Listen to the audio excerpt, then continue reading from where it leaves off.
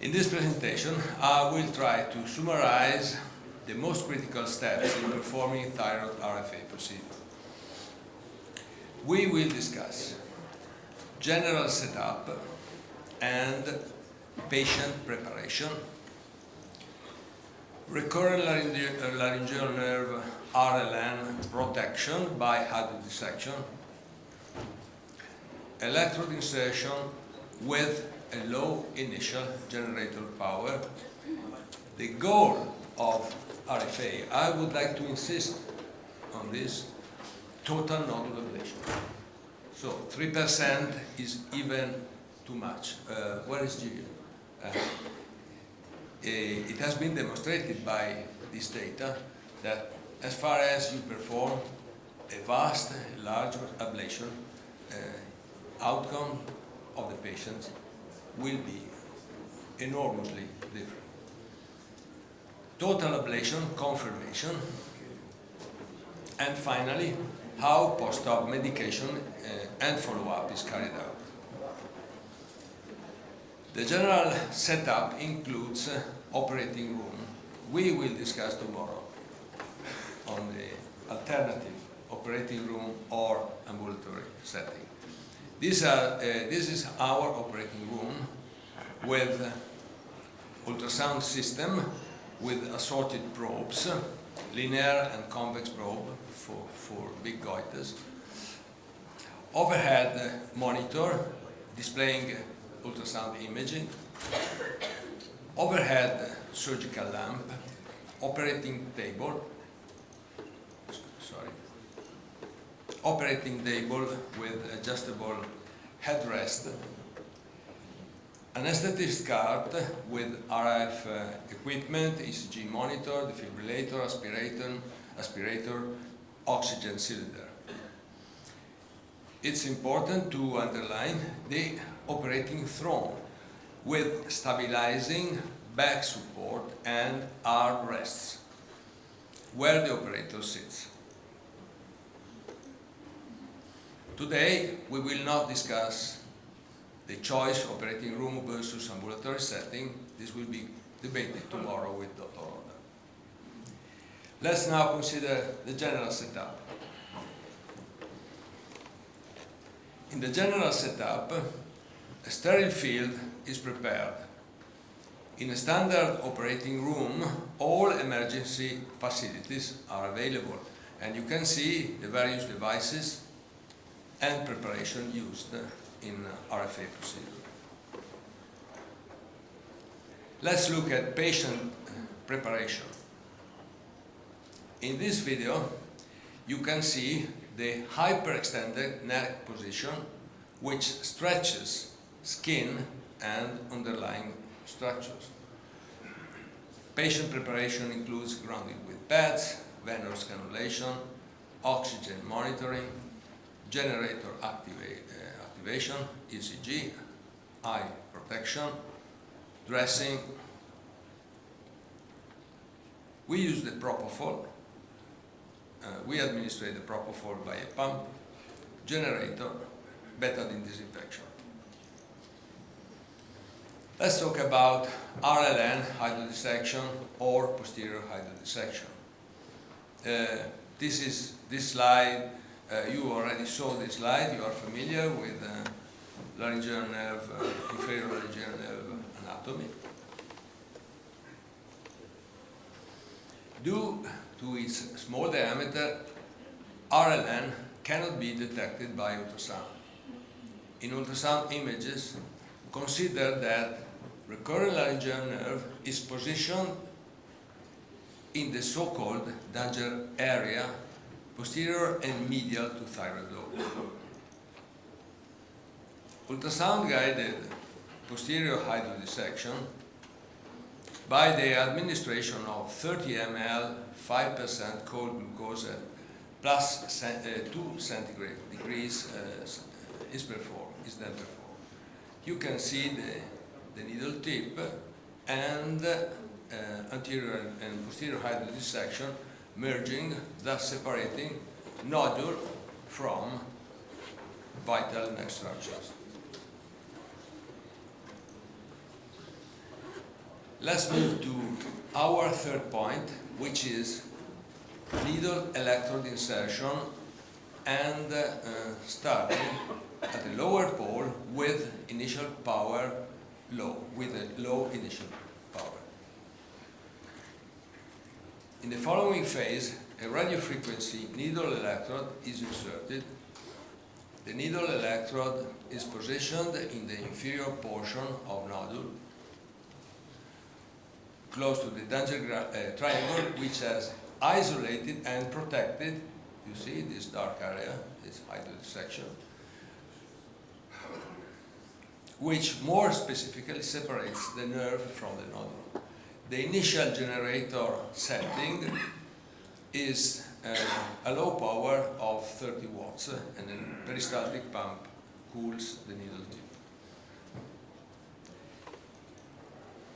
In order to visualize electrode shaft, the ultrasound probe should be perfectly aligned with the needle. Ablation starts at the lower part of nodule when gaseous microbubbles appear. The lower part of the nodule, close to the danger triangle, is ablated first. In our hands, hydrosection lasts about 15 to 20 minutes. It can be repeated 2 or 3 or 4 times anytime that we want. And this is the technique. This technique permits a complete ablation of nodule, which is the ultimate goal of RFA. Now, let's briefly talk about the cooling of the needle electrode tip. Here we have the saline bag at -5 degrees centigrade. We keep the saline solution as low, as cool as possible. The pump and the generator,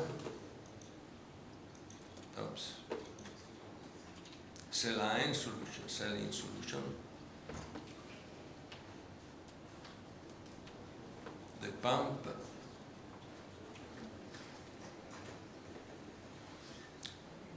and the low temperature of the needle tip. Let's quantify cooling temperature. The general idea is the coolant, the cooler the better. Since normal saline solution freezes at -6, -7 degrees centigrades, we keep the coolant at -5 degrees centigrades. 5% glucose solution freezes at -2 Celsius, and we use glucose solution for hydrodissection at +2 centigrades. Injecting glucose at lower temperature could, in theory, damage the recurrent laryngeal nerve. We keep temperature around this value. We never had. I understand the comment by Dr. Randolph, but injecting, spreading cold fluid operating in an open space, like when you perform surgery, is different to injecting within tissue. So we don't have any problem keeping these temperatures. Let's go on the goal of RFA procedure, total nodule ablation. Total nodule ablation, including the danger triangle and margins, is the goal of benign thyroid nodule RFA. The problem is, the issue is that benign thyroid nodules regrow when total ablation is not achieved. So, when incomplete ablation is performed, additional RFA sessions are often necessary, which incur further costs and increase patients' stress. So we try to sort out, to iron out the nodule in one session only. After lower pole ablation, electrode is reinserted to ablate mid portion and upper part of nodule. The angle of insertion is adjusted in order to ablate the deep layers first, followed by the ablation of superficial layers. The needle electrode is withdrawn when procedure is terminated. Let's talk about total ablation confirmation. Thorough ablation of nodule is demonstrated by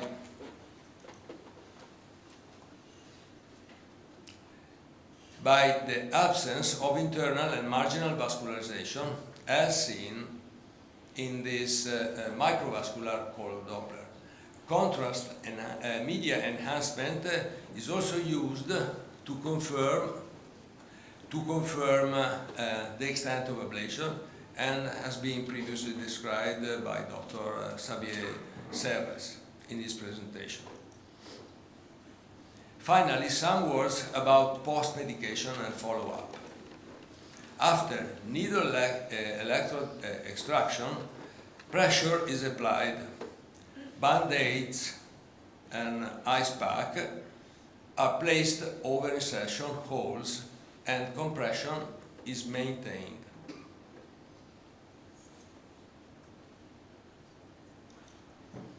After the procedure, the patient is kept in a recovery room for about 1 hour.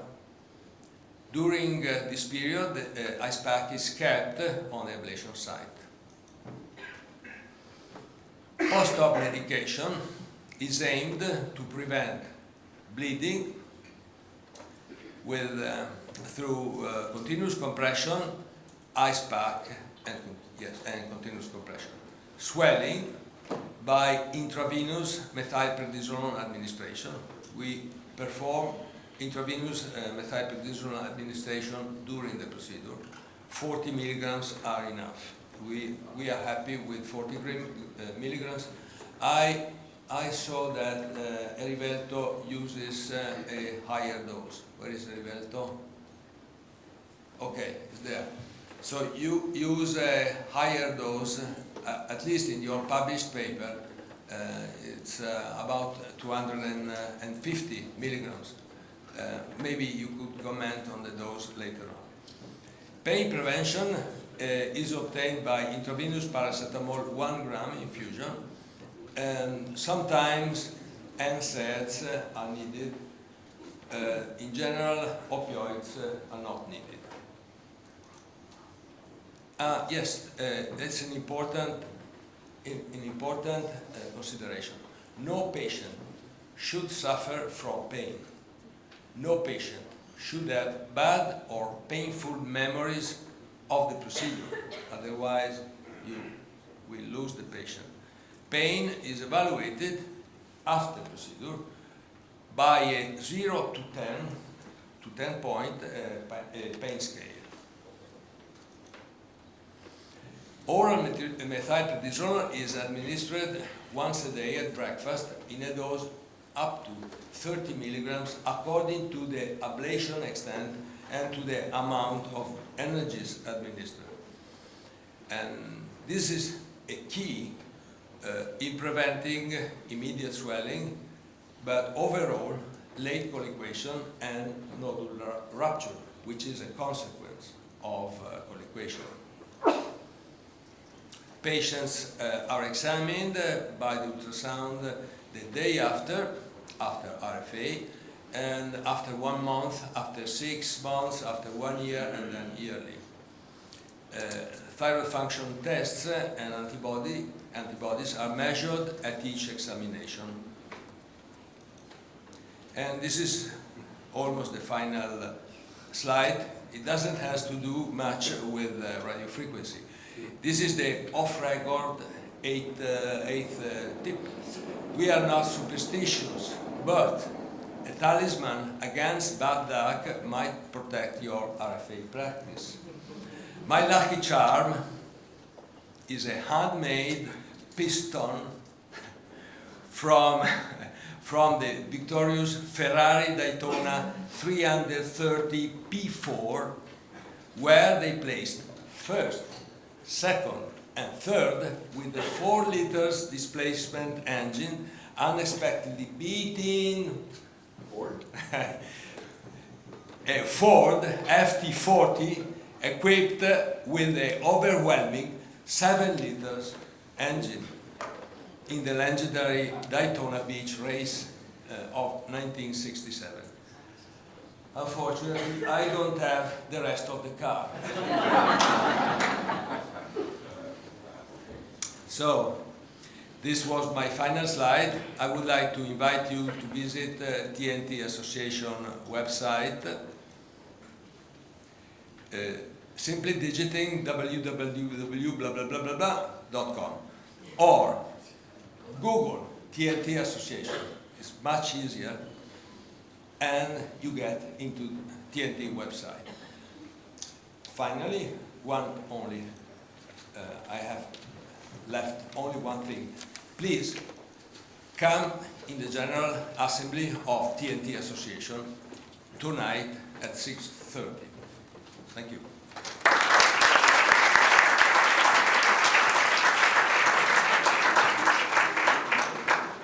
Great talk, Roberto. Okay, are there questions for Roberto now? Otherwise, we skip the questions to the panel after that. I do not see any hand. I was just a brief comment.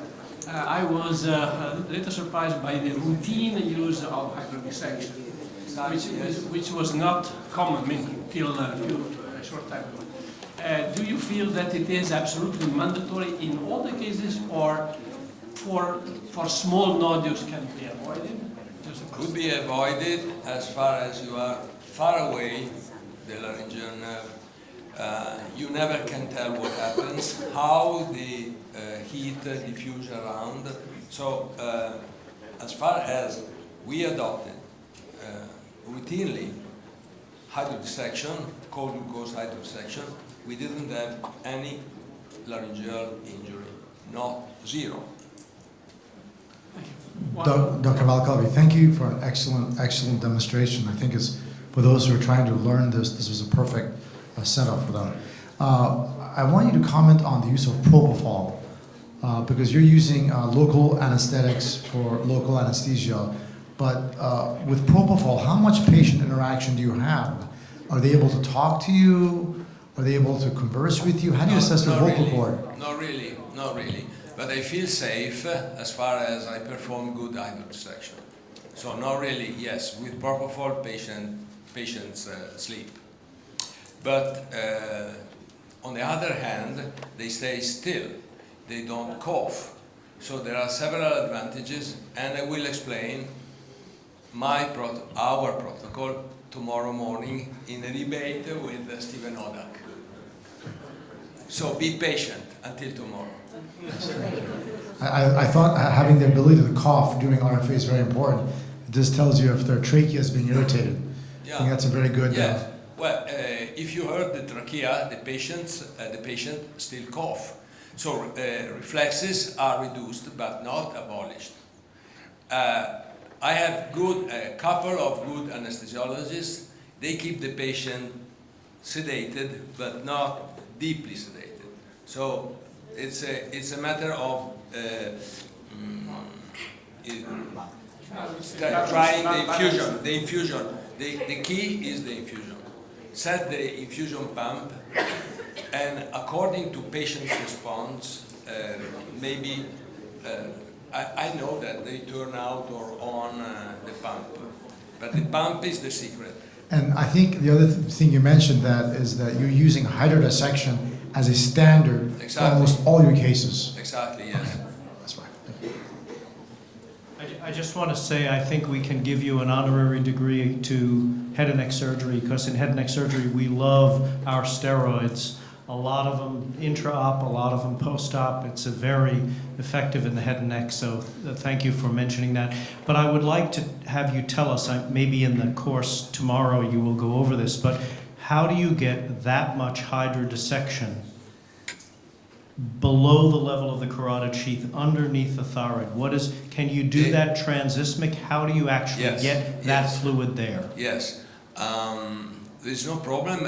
We started injecting 10 mLs, as the vast majority of authors do, and the hydrodissection separation between trachea and nodule disappeared in 3 minutes.